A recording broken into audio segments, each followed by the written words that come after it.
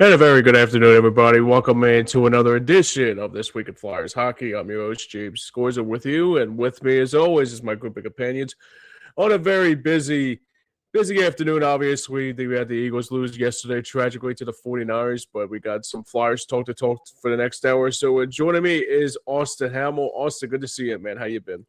Doing good, man. Bit of a rough past couple games for Philadelphia, but overall, since the new year, things haven't been too rough. So looking forward to diving into it with you today. Yeah, absolutely. Joey will join us momentarily. I think he's having some technical difficulties, but we'll wheel him in, especially. So let's begin it, shall we? So the Flyers coming into tonight, they have lost two straight against the Toronto Maple Leafs on Thursday. That wasn't the bag for them, actually, believe it or not, Austin. But Yeah. unfortunately, it was just one of those games that if you stick around so much with Toronto, it's gonna come back and bite you. And basically never got it going against the Lightning on Saturday night. So we got them back here again tonight to try to have some redemption for Saturday's basically game against that. Like I said, never really got it going. But overall, but the real big storyline coming up in the week is that they got a win against Carter Gauthier and the Anaheim Ducks in this return. So Austin, I'll ask you this first question here. How do you think the Flyers overall played this week to see what they did this week, and how can they bounce back after two straight losses here tonight? I think the play overall was not as bad as the scores dictated. I mean, that Tampa game, you just let them jump on you early, and they are a team that if they can get on you early, they'll get on you often. The Toronto game, you said it beautifully. If you let the Maple Leafs stay in a game with you, it's going to come back to bite you in the back end, especially when you get into extra hockey, because they actually have a pretty decent record in overtime and shootouts. But that game, man, that game against Anaheim, dude, Cutter Gauthier leading off that game with the goal, giving the quick little get out of here wave to the Flyers fans. And then 5-6 minutes later, you get Zegras on that sharp angle, putting that in. The celebration that Zegras had off of that first goal, taking the glove off, picking up the phone, hanging it up, dude. Right. Yeah. Absolutely beautiful. Was quoted post game saying, when asked about the celebration by Hartnell, said, and I quote, "It's about how long the phone call lasted." So, right. It definitely felt great for him to be able to score two against his former club, and with the crowd going the way they were against when Gauthier would touch the puck in that game, especially after he scored. They had a very spirited week, even though the record shows a bit differently. 1-1-1 last week. You really do hope that you can bounce back, and even if you don't win the game against Tampa, you at least put forth a really good effort compared to what you saw on Saturday night. It's going to be a lot of just trying to bounce back and get the momentum back up and going for the week to lead up. Yeah, for sure. I mean, that's the one thing I say about it too, because this week has been a real kind of up and down kind of week, obviously. Because obviously I didn't see much of the games because I had to tell you a long story short. My mom was dealing with the flu all week, so I was trying to comfort her to see how she's doing, and also going through another personal matter. But it's a long story that I want to get into. So, but overall, I think the one thing that was just the big storyline of the week is, like you said there, Austin, was the Carter Gauthier return to Philadelphia and seeing Zegras basically saying, you thought that Gauthier had the momentum in that first goal of the game, and then Trevor Zegras coming out of nowhere and say, okay, you think you're tough, or you think you're better than me, or something like that, thinking that he was some sort of he kind of woke up the beast a little bit, Carter Gauthier, after that goal after the Ducks scored the opening goal. But then Zegras just went on a tear after that. I gotta say right now, I gotta say it's been a real fun ride to see him become something in the last handful of weeks. But especially against his former club, that he also wanted a reputation to see what he did against his former club it's also a good thing here too, to see what he does, especially against very good teams, especially. But the game I was watching on Thursday against Toronto, and I was watching it very closely, and I thought it was a very good game.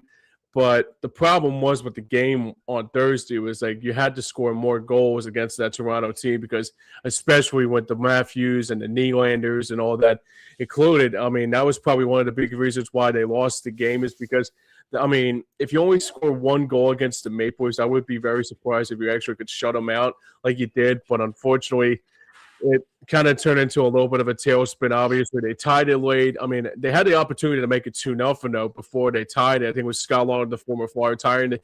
So we saw Gauthier with the Flyers against his former team on Tuesday, and then we saw Scott Lawton scored a goal against the Flyers on the tied game against the Maple Leafs on Thursday night, though. But at least they got a point out of it. I guess that's the one thing that's been a real positive is you had to get points any way necessary with teams like that.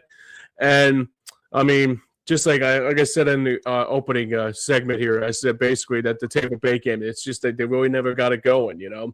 It's just that, like, once like Tampa Bay was on a scoring spree, like, forget about it. Like basically that game was, like, over before the period even ended. So, I mean, like, it was 1-0 and the next, you know, before you even blink was like 3-1 or 4-1 without like catching an eye here. So, I mean, I'm not worried that this would now turn into a losing streak, but obviously it's an 82 game season. I mean, hopefully they'll bounce back tonight. I'll be curious to know how they do tonight against Tampa Bay once again.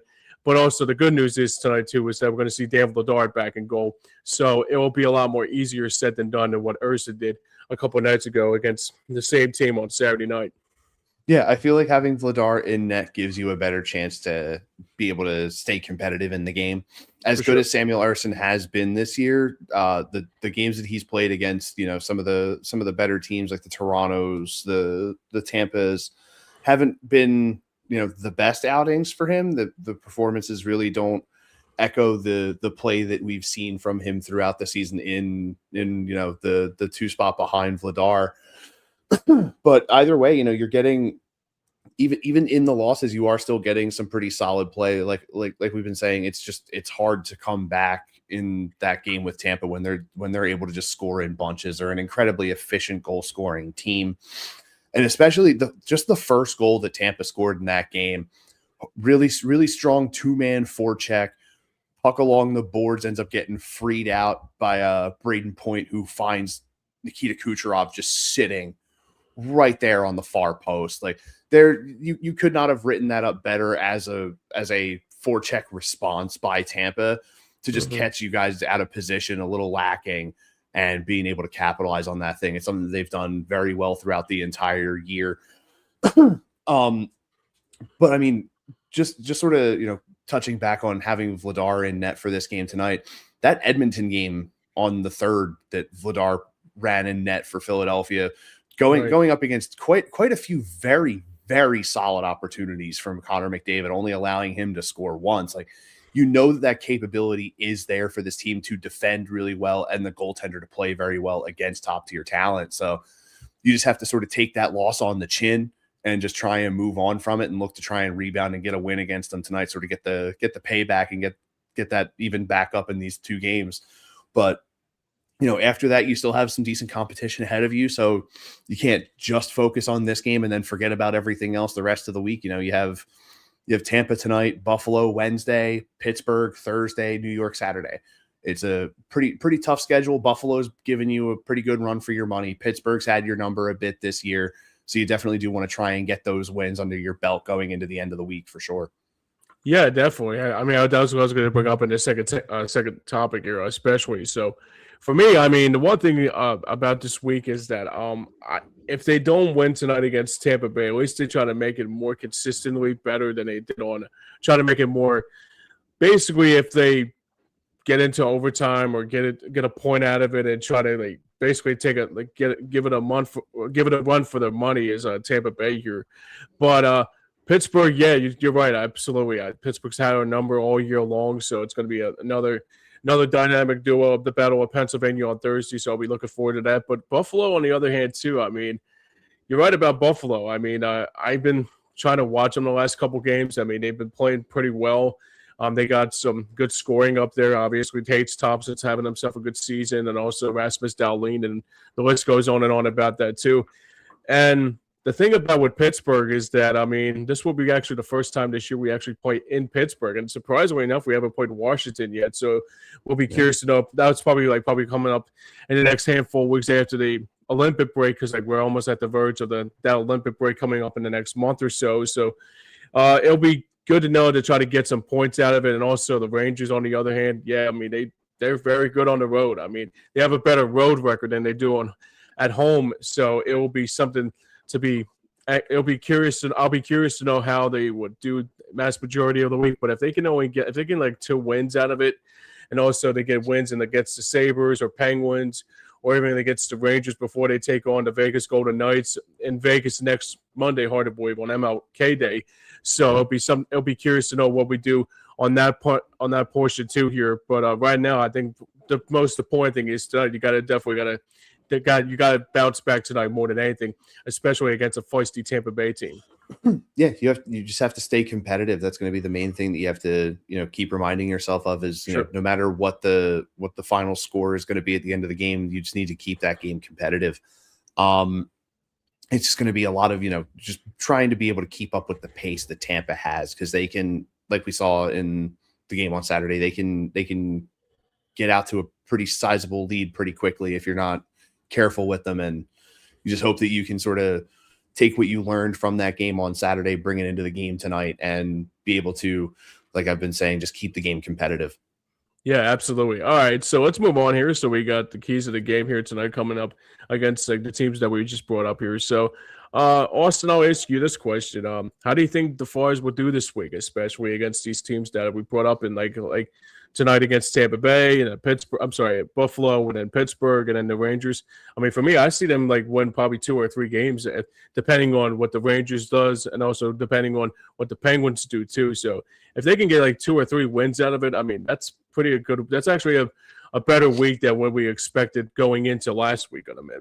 Yeah, I think if you can win 2 and get points in 3, if you can even just push 1 to overtime, I feel like you'll be in a solid spot. So, you just have to be able to, again, just keep these games competitive, keep playing the game the way that you've been playing it, and, just be able to bounce back against Toronto tonight and then move forward through the rest of the week against some pretty stiff competition, but you should be able to see your way through it. Like we said, Buffalo is pretty solid.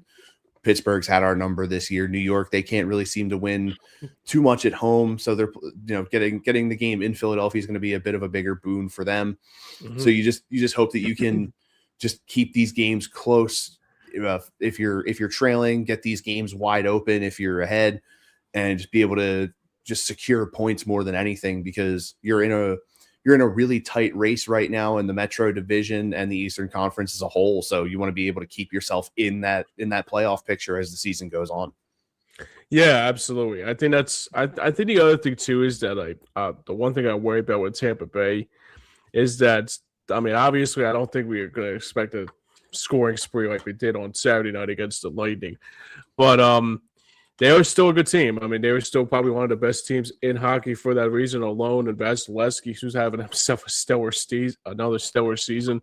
So, yeah, I mean, tonight I would hope that if they can get a point out of it, if they can get like 1 point like into overtime and try to lead this game into overtime, and also see how Dan Vladar does against Tampa Bay. The Sabres, on the other hand, that's for me, that's going to be the big momentum of that game on Wednesday, is that they did play very well the last time the Flyers and Sabres played against each other. They scored there was 3 goals in a matter of 20 plus seconds. So I mean that was the game before the holidays. So I guess this will be the first time they'll be in Buffalo for the first time since that meeting in Philadelphia on that December night. And the Penguins, like you said, that's a perfect argument, because they do have your number. I mean, I do agree with that. I mean, Crosby and Malkin and also Letang, who having themselves a great year, even though they're in their 20th year, hard to believe. I still can't believe they're playing this strong like they have. And yeah, I mean, they still got the only big storyline for the Penguins is that they don't obviously got Tristan Jarry anymore, and they only even got they got Shelovs, who's a big storyline in that too. So it'll be something to keep a close eye on. And join us now is a good friend of ours, Joey Marks, on the program. Good to see you, Joey. How you doing, buddy? Hey, how are you doing, guys? Sorry I'm late. Last minute meeting ran a little late, longer than Yeah, no expected. worries. It's all good. Well, Yeah, I mean, good, man. well, at least you didn't AJ Brown us and just said, screw you guys, I'm going home. No, I'm just teasing, man. So yeah, well, it could be like that, couldn't he? Yeah, I could have AJ Brown it too today because I'm a little bit queasy myself, but overall, but we were talking about here was the win against the Anaheim Ducks and the return of Cutter Gauthier on Tuesday, 2 losses against the Lightning and then the Maple Leafs on Thursday and Saturday. So Joey, maybe I'll ask you this question about the Cutter Gauthier thing, since we didn't get a chance to talk about it last week because I've been under the weather and also my family dealing with and I'm also dealing with a personal matter. But how do you think the whole overall the game went for you to see the return of Cutter Gauthier become a real factor? I mean, how did you think the Flyers did on Tuesday night that kind of should have springboarded into 2 wins against Toronto and Tampa Bay? But it's good to know that Cutter Gauthier didn't come out here like basically it was kind of like a Chaz Palminteri, like now you just can't leave type of feel for him. Am I right? Oh yeah, at least he didn't come over like the Niners did and just kick our ass and leave. You know, like right. that was definitely a positive. But the idea, you know, in the beginning with Cutter Gauthier, because I remember doing when we were back at EOP, I remember doing a player profile on Cutter when we drafted him, and the quote unquote next Eric Lindros. That's what the quote on the one profile that I read. The comp was next Eric Lindros. I'm like, so he's puts his head down and is going to be concussion prone. Okay. But look, you know, with Cutter, he's got this ego and he's young and he's dumb and he pissed off the wrong city. And you just ended up in Disneyland. You ended up with a team that's owned by Disney. Good for you, buddy. You're not that badass. You can come here and you can act like one of the Bash Brothers all you damn well please. But in the end, you're just Minnie Mouse's bitch. This is where that's a good way to say it. So this is where I'm glad that we have Trevor Zegras, because Trevor Zegras said, "Oh, I'm not good enough anymore. You guys just wanted me to walk out the door. Okay, that's cool. I found a home. I found a place that respects my talent, that appreciates my talent, and more than that, I'm good here. So good riddance to bad friends." That's the way Trevor Zegras welcomed the Anaheim Ducks to Philadelphia. You know what's funny, Joe? When I saw that celebration, it kind of reminded me of Incubus's "Nice to Know You" song. Like, "Nice to know you goodbye." You know, it's like it's kind of the same thing. I felt about it too here, but you know what's funny too about it? Like after the goal he scored, I said to myself, that's going to piss off somebody on that Flyers side. It was good to know it was Trevor Zegras was on that side and say, you know, yeah, okay. Now you want to take shit on my team? Here's what I'll do. I'll piss on your cornflakes too. Both can play at that game. You know, it's kind of like friend or foe like type of feel to that. But yeah, it was probably the highlight of the week that Cutter Gauthier.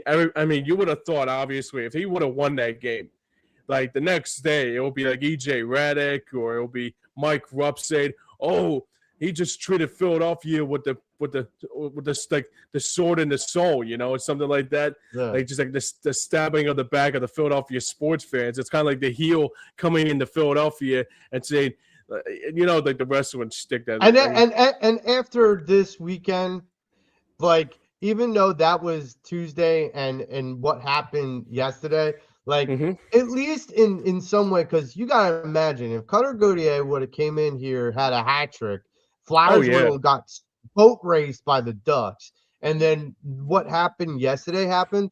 This city would be like on suicide watch. Oh my God, yeah. It would be crazy. But like, here's what I take away from the week. So you had the big win against the Ducks, and I think, look, many people can just say we don't care. The Ducks are just another opponent. Okay, Mhm. but every single fan that's a diehard Flyers fan had that particular game circled on their calendar Mhm. because they wanted to welcome back Cutter Goodyear in only fashion that Philadelphia fans can do. And then going to, dealing with Toronto, and yeah, okay, that should have been a better game than what we put out.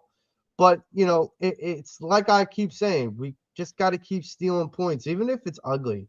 But Mhm. then going and getting completely annihilated by the Lightning, Yeah. that's kind of like hurts the soul in of itself. That Mhm. that kind of was like a lightning bolt to the head. And the fact that we have, Yeah. tonight the bolts again, it's you just hope for a better outcome. Well, the good news is Dave Lador will be back in goal tonight, so I guess it will be a lot more painless. That Lador will be easier. I think the other thing too that I looked at the week that was the Flyers game. I think that Maple Leafs game was already won.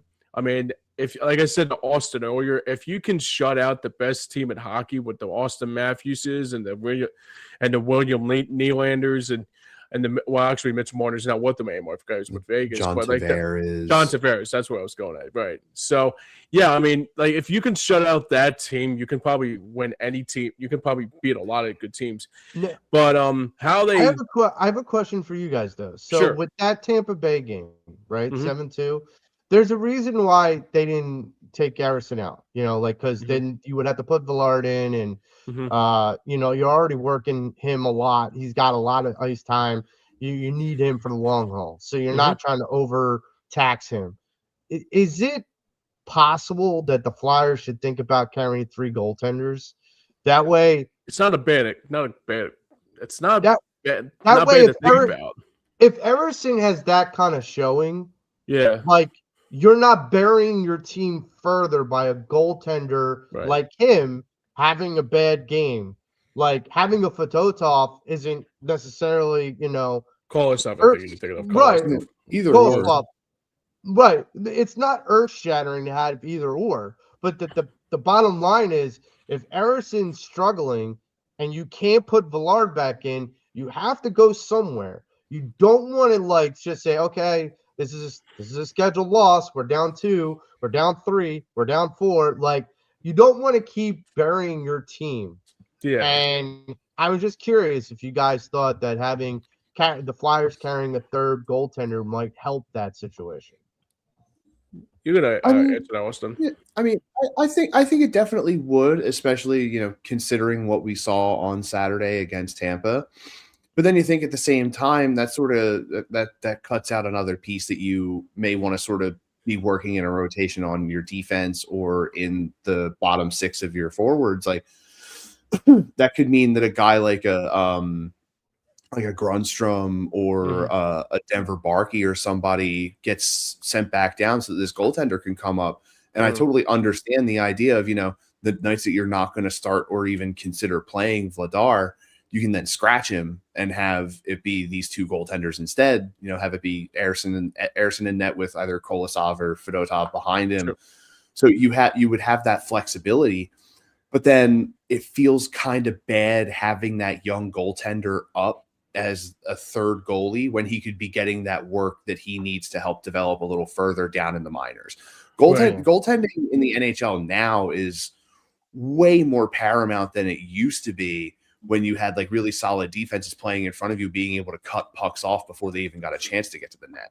Like you still have that a lot in the NHL now, but if you can really craft a goaltender and mold them into what your organization wants him to be in terms of like being able to build around what he's already started and why he got brought into the league in the first place, you have to look at it under a microscope in that respect where, doing that would be great, but it could potentially stunt some progression that you would see from these younger guys. Like, Absolutely. I feel like the way that Denver Barkey's been playing, he deserves to stay up. Same thing with Grundstrom. You know, all these young guys that have been coming up, we've been screaming about them all season long, how well they've been playing. Even, you know, Christian Dvorak getting the extension, like all these guys are earning their time, earning their contracts. Like you want to keep letting those guys run because they're getting better every single day. And I feel like Kolosov, if you can, definitely put it on the table as an idea. But then it becomes the idea, not even the idea, it becomes the thought of, okay, so we're going to do this. Who the hell do we send down? Because everyone's been so good. Right. Yeah, it's and true. I also wanted to take a second because we weren't here last week. Congratulations to Denver Barkey securing his first NHL goal, man. That was an incredible play. So it was a very heads up, just crash the net style play. Send that puck back over and just go. And like, that's the kind of stuff that you love to see from these young guys, you know, crashing the net, like we've seen with Christian Dvorak this year, playing the forecheck very well. Grundstrom being a goal-scoring anchor for your fourth line. Like, it's been incredible watching these kids play, and they're only getting better as time is going on. You know, we talked about this, before, especially when Forrester went down. You know, we said, okay, this isn't the replacement for Forrester, the person who's going to help this team recoup some of the talent and stats and numbers that Forrester was going to do for this team inevitably for the season. That was going to come from more than one person. And I think Barkey and Grundstrom are both at least two of the guys that are really proving their worth in that notion. Look, Tyson Forrester's being missed on this team, but to not lose a complete step in that, especially in that fourth line, because as I have said before, you know, there was a point earlier in the season and even at the end of last season, that third and fourth line when it was like Brink and Forrester and Cates, like that was a very lethal line. It was probably one of the better lines we had going. Now, look, I do like that some of these top line guys are starting to kind of be heard. Owen Tippett, TK, Mitchkoff, like these guys are important. The one name that I'm still waiting to, and I get it, people are going to tell me he doesn't need to be that like statistical leader. He just needs to be the captain, and that's Sean Couturier. Yeah, like I need to see whether Sean's got anything left in the tank. Right. And I'm not saying empty it now, but I'm saying when we start to go into this stretch run after the Olympic break, when we start to go into this stretch run and get closer to the playoffs, because this is a playoff team. This is a playoff team. We need to have him empty the tank. We need him to earn that C, because there's some people in this city that don't earn their C. Right. Yeah. Yeah, absolutely. Another going back to what you were talking about with players being able to fill that void that Tyson Forrester left behind. Owen Tippett has been stepping up recently in the past couple of weeks. He's been playing some really spirited hockey. He's been getting himself on the stat sheet a lot. So it's good to see him finally starting to come to life a little bit more as the season's been progressing. We have, I want to say, somewhere close to 15 total goals on from our defensemen this year so far, which that's a big boon, being able to fill some of that space that Forrester left behind as well. So, I mean, there are a lot of different places that you're seeing a lot of really good production from in terms of filling that space that Forrester has left behind, being shut down for the year. You also right now are sort of battling against, not having Jamie Drysdale after taking that pretty vicious hit way away from the puck in the game against Anaheim. Yeah. Which, I mean, thank goodness the Ross Johnston got the 5 and the 10 with the ejection for that, because that was, you see, he follows the puck down and like on the slow-mo, he follows the puck down with his head, turns back to Drysdale and just keeps going. And you know what? I've heard reports that was not I won't say that's intentional, but that was something that was between the two of them. And there's something personal that had happened there between those guys. There's something underneath the surface there, because there wasn't a lot of remorse once he got hit. Johnston in that situation could have very easily instead crashed the puck and took a body there. He saw Drysdale hanging out on his own and went for it. I mean, I'm not going to dig too deep into it because I mean Johnston's done some things like this in the past with other guys, but you know, he's never truly been known as that guy throughout his career. So it's kind of tough to be able to pin that kind of thing on him in that situation. But that definitely did feel like it was targeted. Yeah, like like you said, he and Drysdale had to have something.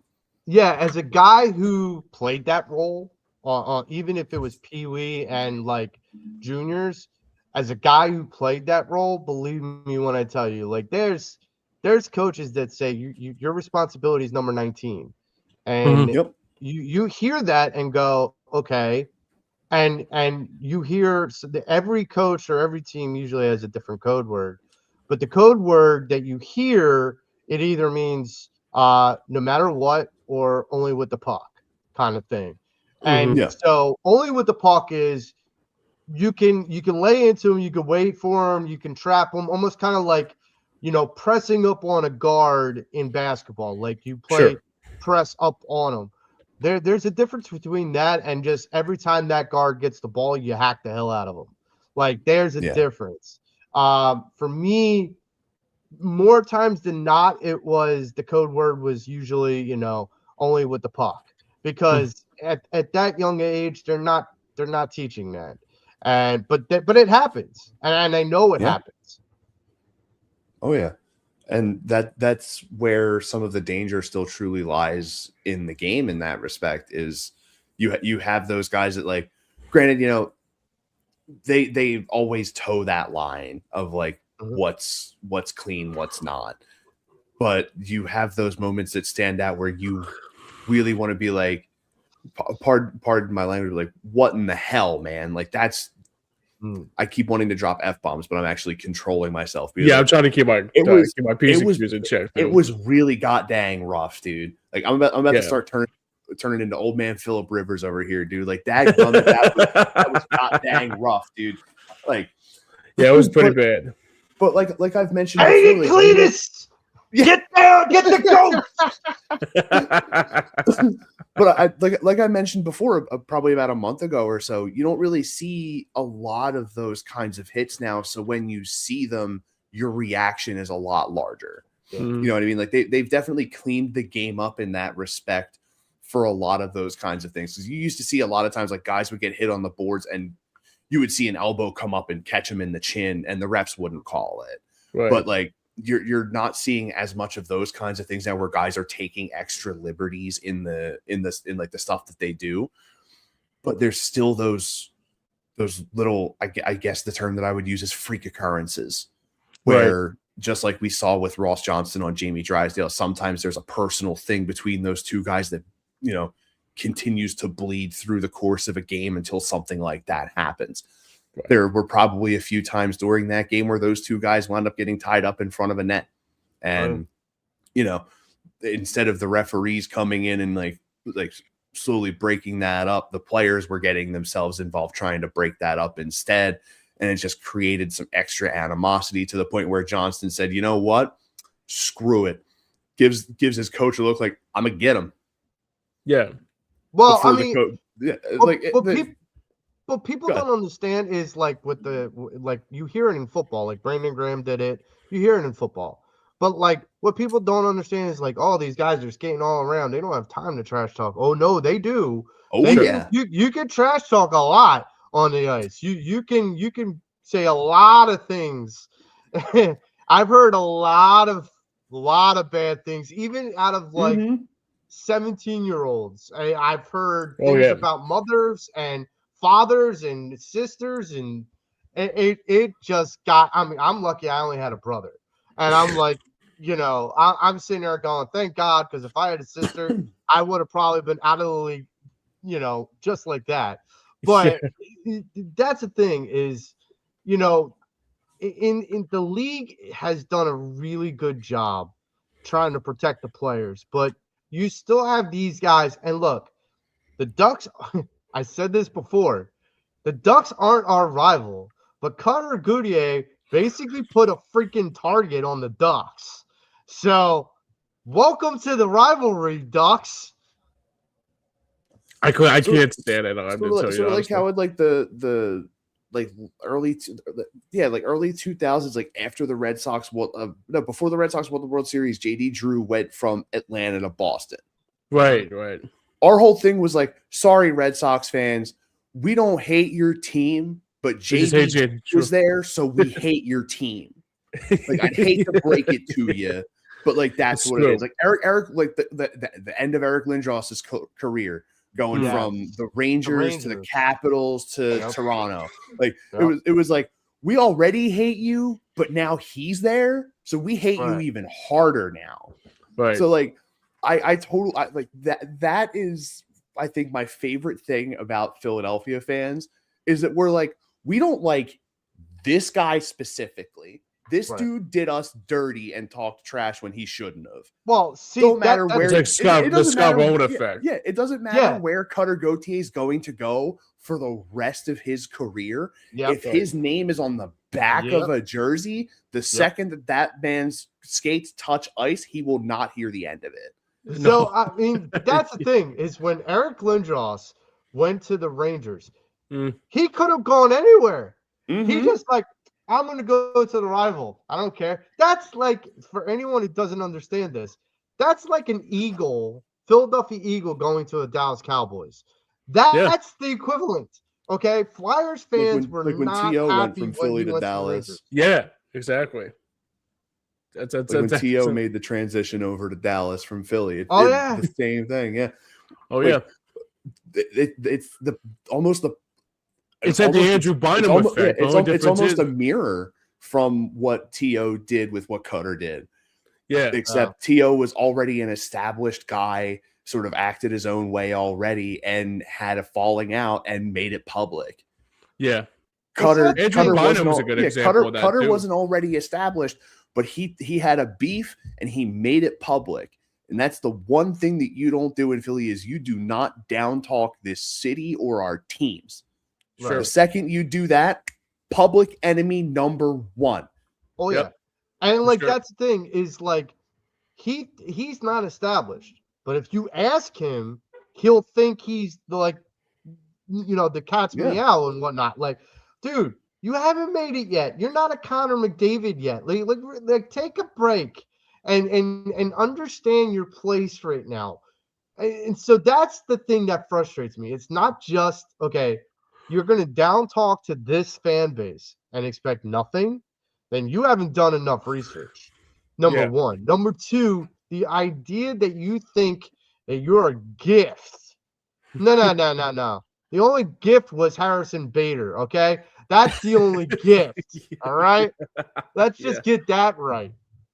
Got that right. I can go back to a ways when a guy came back to town. It was actually, like you said it best, with Lindros or JD Drew.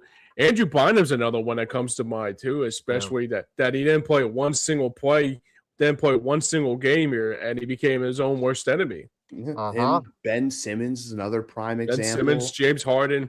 Yeah.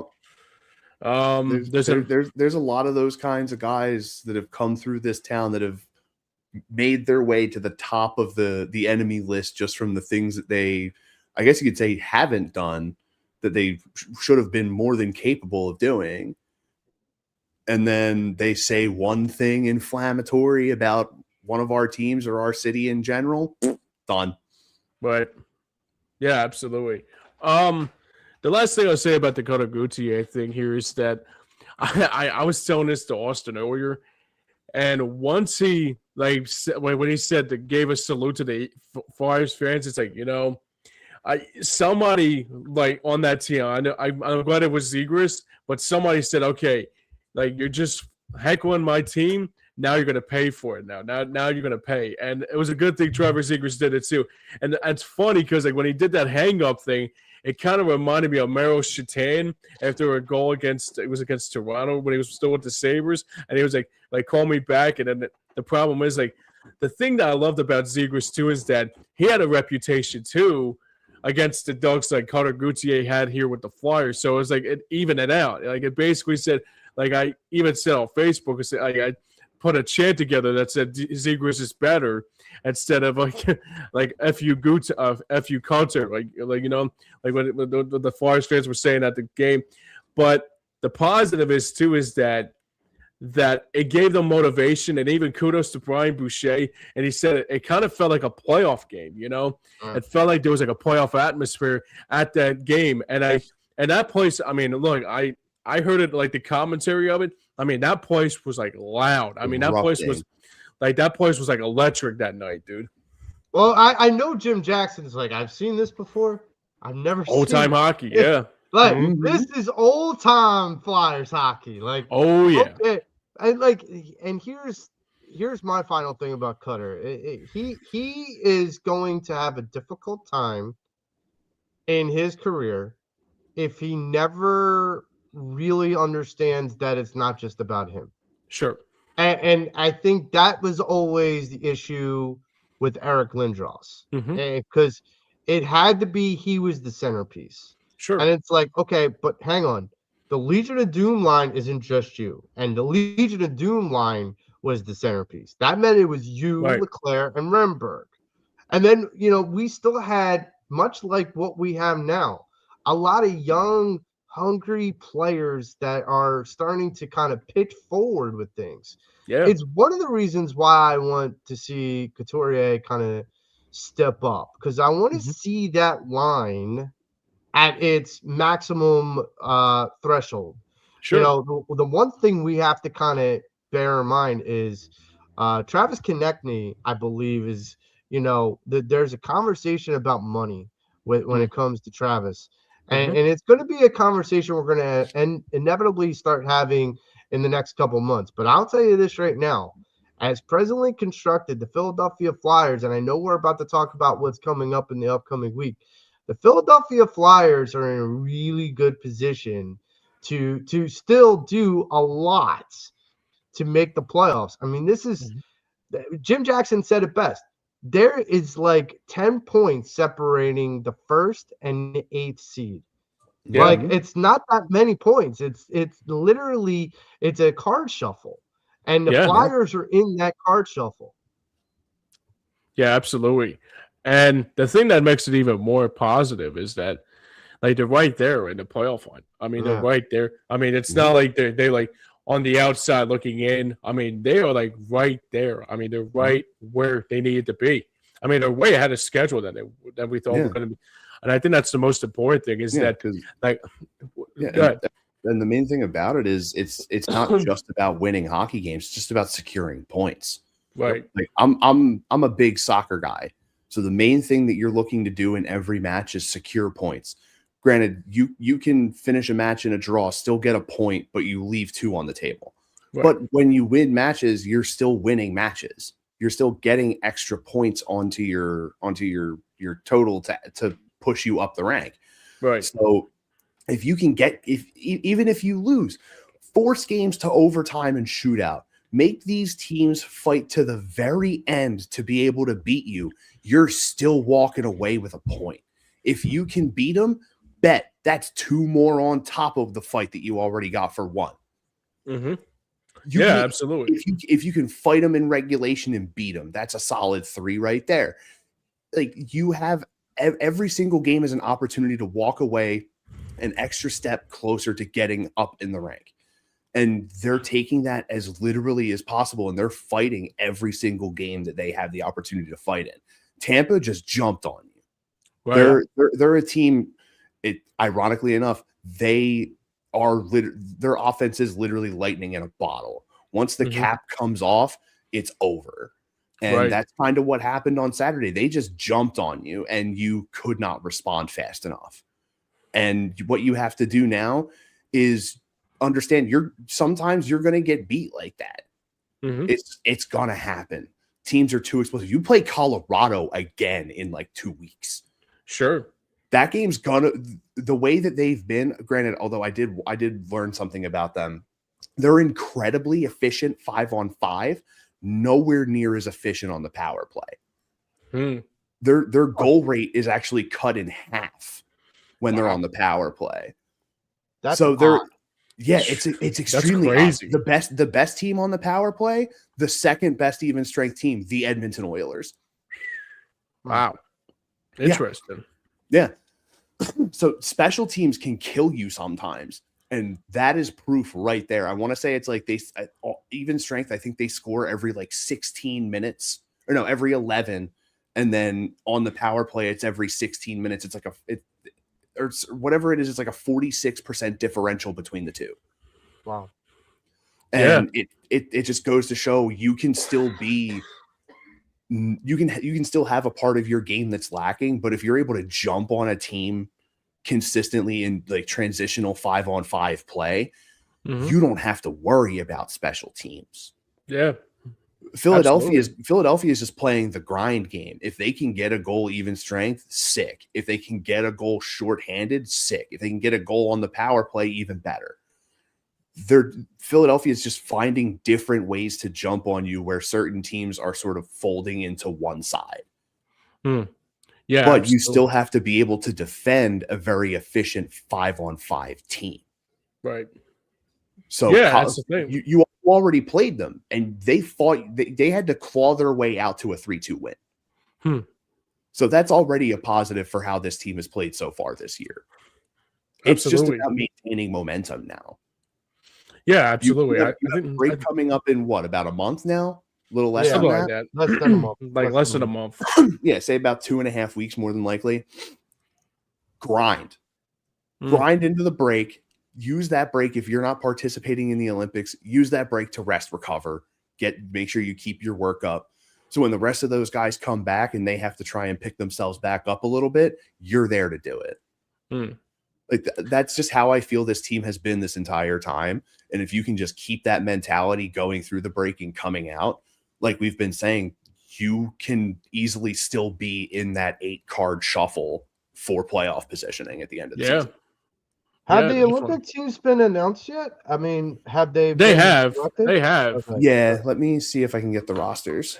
I'm curious, like, because I know even with the selections, like the players can decline going, like right up to the end. So. Yeah, I think Canada's is I think Canada has their team already. I know Busto, and I think there's a couple players from the Flyers obviously made it.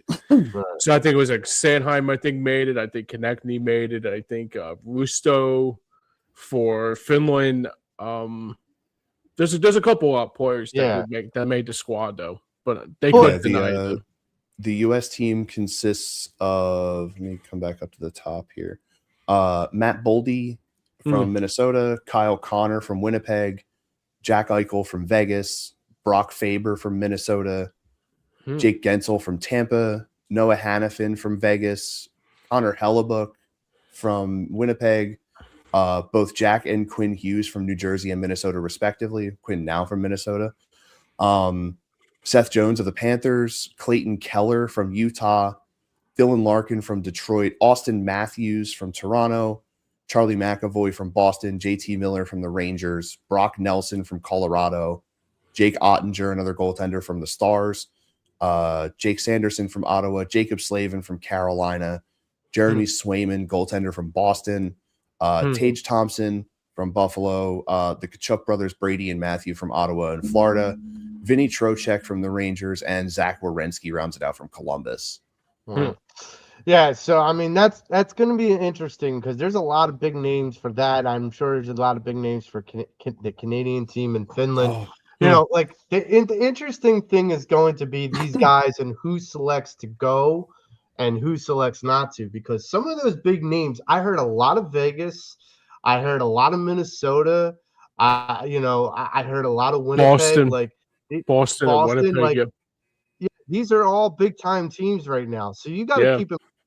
It's like Austin said, like these guys come off and choose to go, come off that Olympic break, they might be a little tired, and so this could change the paradigm of what the playoff picture looks like. That's why I'm saying it's a shuffle, and it's important for the Flyers to continue to stay in that shuffle, because once the Olympics shake out and the stretch run starts to happen, you're going to start to see the cream rise to the top. You know, like whichever team maybe sent less players or whose players decided to not go, I think that's the team. Those are the teams you're going to start to see jump up. Like, I didn't hear a ton of Carolina. Carolina is still a front runner, so I didn't hear a ton of Carolina. And so, like, you got that. You got the Islanders. You know, like, you got certain teams that in some ways, I don't know, like, you're going to see a paradigm shift in the standings after the Olympic break. But James, if you wanted to get to the upcoming week. Sure, absolutely. That's what I was going to say. So we got this week, we got the Flyers taking on a back-to-back. So this week we got the Lightning tonight, and we got a back-to-back on Wednesday and on Thursday. Then we got the Rangers on Saturday against the Rangers. That's a matinee game. Real quickly, though, before we get into that, though, the injury report for tonight's game. Travis Konecny is still day by day, but as a game-time decision along with Carl Grundstrom, so that will be a game-time decision. Bobby Brink is now officially ruled out, so his status will be probably little by little, according to PHL Wise sports reports, and also Jamie Drysdale is on the injured reserve. So it's going to be a tough matchup for the Flyers this week with those injury front. But Joey, I'll ask you this: how do you think they do this week with all those suffering injuries that happened in the past week? So I'm sorry, who did you say they're facing on Tuesday and Wednesday? Wednesday and Thursday is Buffalo, Pittsburgh, respectively. Yeah, they play the Sabres and the Penguins on Wednesday and Thursday.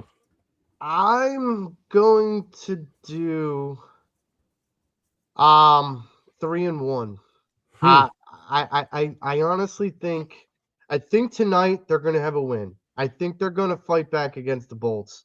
I think that if I'm talking, I watched that game about 5 times from Saturday. And it's like Austin said, the reason why Tampa Bay got so ahead of us is because they jumped on us so quickly. And with Sam Harrison, it kind of goes back to what I first said before.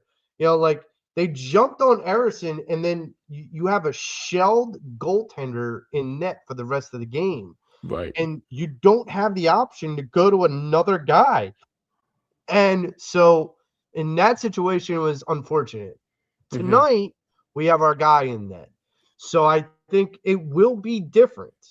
And I honestly think, look, I'm going to sit here and say, you know what? I'm going to revise it. It's going to be 2-1-1.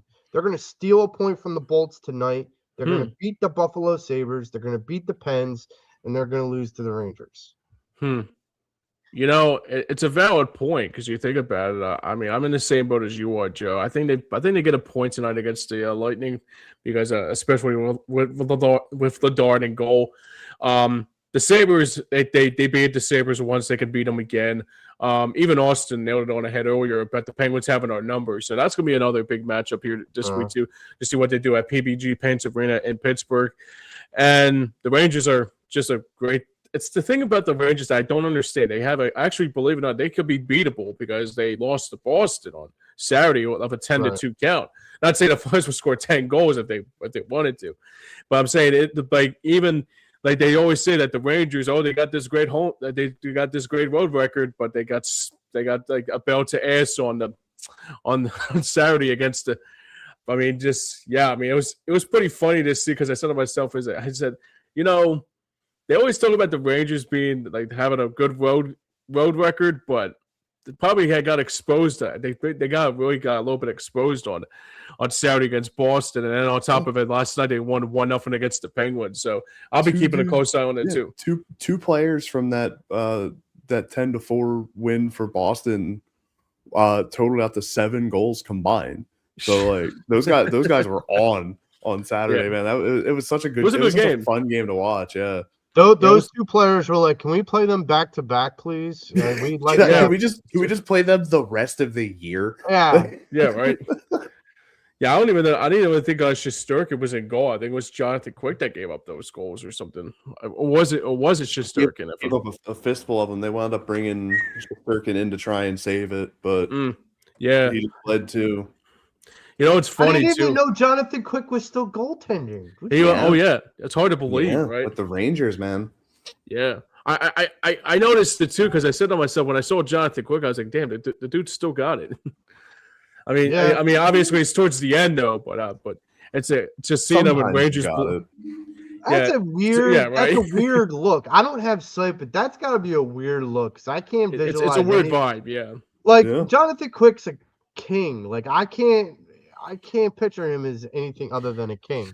It would be like Bernie Perron in Penguins gear or something. Oh, or like how people felt at first Boston. or like how people felt at first when Gretzky left Edmonton and went to the Rangers. Or St. Louis where he went to the Blues. Yeah, like just some of those times where you're just like, that don't look right. No. Yeah, right. Yeah, it's funny. Yeah, I mean, just seeing him in the Rangers blue after like winning a Stanley Cup against the Rangers, kind of it's a little weird a little bit. I mean, it's kind of like when Marty Brodeur was a St. Louis Blue at one point before he retired. It's like the same kind of feel to it. Kind of has that same kind of feel. All right, so obviously we talked about the injury report, the return to Cutter Gauthier and all that. So the Flyers hopefully will bounce back tonight against a very good team like Tampa Bay. But sometimes good things have to come to an end because that's going to wrap us up here for today for this edition of This Week at Flyers Hockey. I want to thank Austin Hammel and Joey Marks joining us once again. Austin, I always ask you this, but where can people see you next, my friend? More than likely this upcoming Saturday on the Hardcore Play and Rewind YouTube channel for the Hardcore Play podcast. Art and I will be talking about the Super Nintendo Mario game, Super Mario World.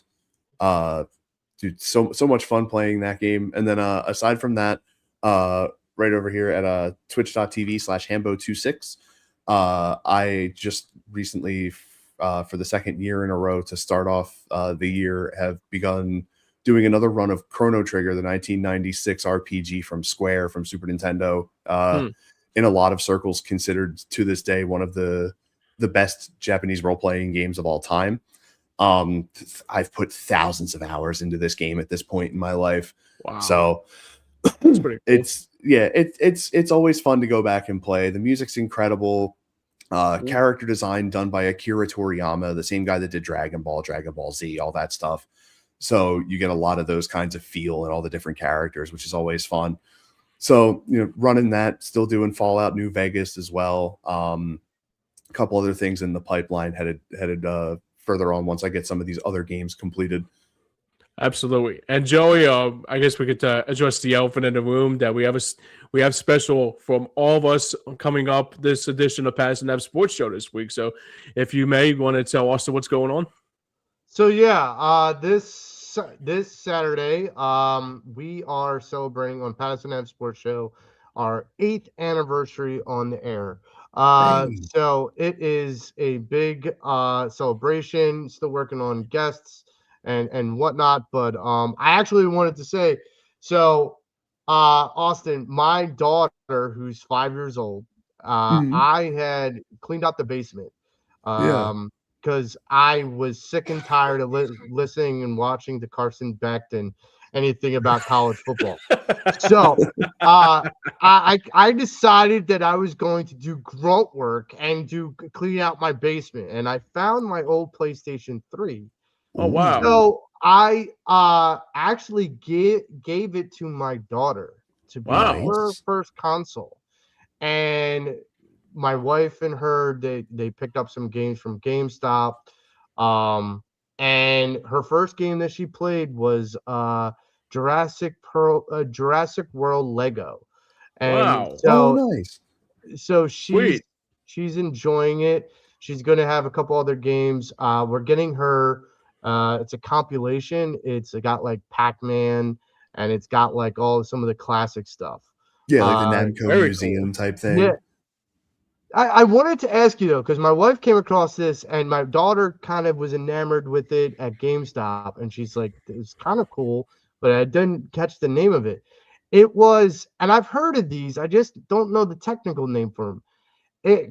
They're like these consoles that hold like 200 some odd games, and they're like Atari and Super Nintendo and Sega Genesis. Yeah, like You know what I'm the referring to? plug-and-play home consoles. Yes, the plug and play home consoles. Yeah. So my daughter picked up the Atari one and was like, I want to play this. And my wife's Ooh. like, for $200? She's like, you're gonna have to ask Santa for that one. And she's like, but I literally was like, the next generation of gamers. I'm like, and both my wife and I'm watching the Eagles game, being completely miserable and drunk down my man cave, and my wife and daughter are playing Jurassic World Lego, and they're having more fun than me. And I'm like, you know what? C'est la vie, man. Yeah, that's the way to go, man. That's exactly how the way to go. I literally asked my daughter, I'm like, did you have a good time tonight? She's like, yes. And she's like, did you? I'm like, no. Absolutely not. Nope. Well, I gotta give you I gotta give you kudos to too, because you have a beef with Carson Beck, obviously, as me as a Georgia Bulldog fan. But I had my beef my own self last night with Jawan Jennings killing us as an E. I mean, I can go back a ways to Jawan Jennings, but that's another story. Now, here's the thing, Austin. In case anyone out there did not catch Fly Like an Eagle, go ahead and check that out on Streampunk PA. Possum's dead. In Streampunk Entertainment PA, and even on the Hardcore Sports Network. Go back and check the latest episode of Fly Like an Eagle. Literally, James Scorza was like, Jawan effing Jennings. And I'm like, Jennings, dude. Okay. This guy's like a nobody to me, but James has got apparently a personal gripe with this guy. And he's like, he cost the Bulldogs a championship by throwing the Actually, no, football Devontae Smith did. No, actually, believe it or not, my buddy on my correct me says, at least Devontae Smith's on our side. If he wasn't, he'll probably have a full-on cardiac arrest by now. So when Jawan Jennings did the pass, I'm like, James has got to be out of his skin right now. Yeah. There's two games I always heard from Georgia Bulldogs fans. That game and the miracle at Jordan Hare and Alabama in 2013 before Auburn won the national championship or SEC title. So when's the national championship? I think it's next Monday, but it's I think it's who is it? It's actually Carson Beck in Indiana. I don't want to hear it. I don't want to hear about it. I'm blocking it out. There is no such thing as college football. You're gonna root for the Hoosiers though, and tribute to Gene Hackman. That's like the Indiana Hoosiers. Hell yeah! Go ahead, Hoosiers. Go do it. What's that? I really. It is Miami. Miami and Indiana. Miami and Indiana. Indiana. Go Indiana. Go Hoosiers. I do not want. I want Carson Beck to lose miserably. Miserably. Well, if the 49ers go to the Super Bowl, I'll be in the same boat as Jawan Jennings. I'll be rooting for against another team at that point. Because it was funny because I was talking to somebody last night about it, and she's I think her granddad was a big Tennessee Volunteer fan, but she said the reason why was because of Reggie White and obviously and Peyton Manning. But I said, can I go off on Jawan Jennings, please? She's like, yeah, go ahead. I'm already bed rested. Go right ahead. You have my support. I mean, I said this I texted this to James last night also. I said, well, I hate Carson Beck. You hate Jawan Jennings. Well, if the Niners draft Carson Beck, we'll both be able to hate the Niners. Because I'm telling you now, I'm done. But you can catch us on Saturday, 9:00, Hardcore Sports Network, Streampunk Entertainment, 8th anniversary show. It's been a hell of a ride. There's still a lot of. It's hard to believe it's been 8 years, Bob. It's still a lot of gas in the tank, unlike AJ Brown, where he took his tank and went home. Yeah, he took his ball and went home literally. Yeah, and I hope he takes his ball and goes all the way up to New England. I do not care. I've had enough. I hear you, man. I had enough. Uncle. It's collaborating time. All right. So that's going to do it to us here for today. So thank you to Austin and Joey for all of us joining us here today. But we'll be back next week to talk more Flyers stuff because the Flyers right after this week, they'll be going to Vegas. Whatever stays in Vegas, hopefully we'll see Carter Hart that game, like kind of like we saw with Cutter Gauthier, a little bit of reputation. But we'll dissect that all next week. The cards will not show hearts. There you go. That's a good one. That's a good line, man. I like that. So now for everyone behind the scenes and for everyone that made it work here, thank you for everybody that tuned in. If anybody chime in, hit that like and subscribe button over at Streampunk and Hardcore Sports. Now for everyone behind the scenes and for everyone that made it work here, for Austin, for Joey, from all of us to all of you, good night, good hockey. Stay well, everybody, and we'll see you guys next week.